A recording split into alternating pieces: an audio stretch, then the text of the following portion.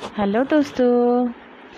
कहते हैं दोस्तों कि कभी कभी इंसान को किसी चीज़ की कीमत तभी पता चलती है जब उसे उसकी ज़रूरत महसूस होती है। तब लगता है कि अरे वाह, ये तो मेरे लिए सबसे अनमोल खजाना है। कहते हैं दोस्तों, जल ही जीवन है। इतनी गर्मी पड़ रही है दोस्तों, इतनी गर्मी पड़ रही है दोस्तों, और अभी आज हम लोग के लिए क्या सबसे अनमोल है? पानी है ना, यानी कि जल ही जीवन है। इसी पे मुझे एक कहानी क्या दोस्तों, ये तो रियल बात है। जब मैं पटना रहती थी, वहाँ पड़ोस में एक आंटी थी।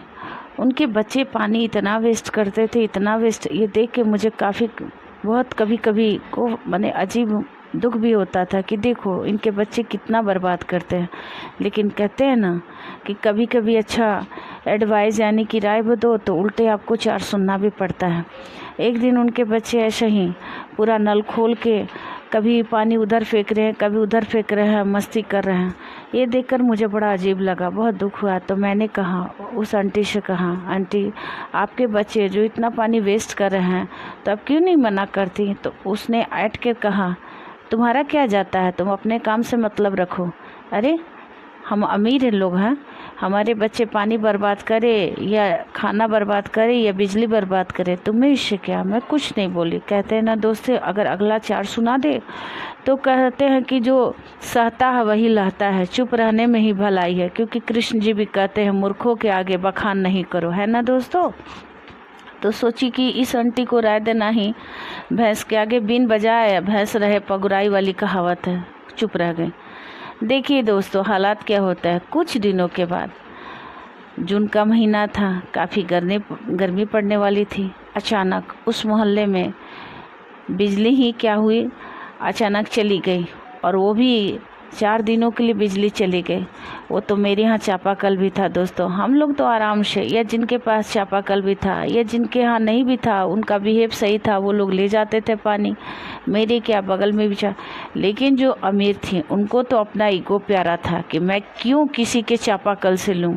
दूसरी बात, जो उनके बच्चे इतना पानी बर्बाद करते थे, जब बिजली चली गई तो पानी के लिए त्राही माम हो रहा था। लग रहा था कि जैसे उफ।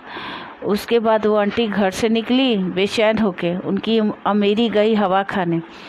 बाल्टी लेके निकली और मेरी यहाँ आई, बोली कि बेटा एक बाल्टी पानी मिलेगा। मैं तो सोची 2-4 सुना दूँ कि आंटी कहाँ गई आपकी अमीरी। लेकिन कहते हैं ना कि जल ही जीवन है, किसी प्यासे को पानी पिला दो। मैं कुछ नहीं बोली। बोली हाँ हाँ आंटी, चापाकल मेरे घर में, आप पूरा ले सकती हैं। तो वो, और पता है दोस्तों, अगर कोई आपको घाव देता है तो आप उस पर मलहम लगा दीजिए। उनसे बाल्टी लेके मैं खुद ही उनका पानी भर दी और बोली आंटी ले जाइए, क्या आप 4 बाल्टी भी ले जाइएगा, लेकिन वेस्ट नहीं कीजिए, क्योंकि जल ही जीवन है।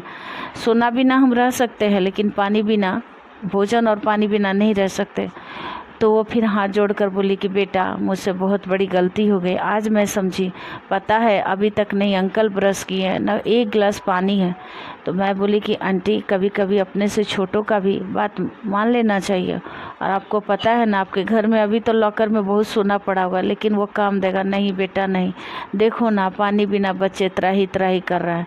उस दिन से वो आंटी ऐसी संभल गई। फिर तो कल से उनके बच्चे पानी बर्बाद किया, वो तो इतना सेफ्टी से पानी का यूज़ करने लगे। तो कहते हैं दोस्तों कि हमें कभी किसी चीज़ को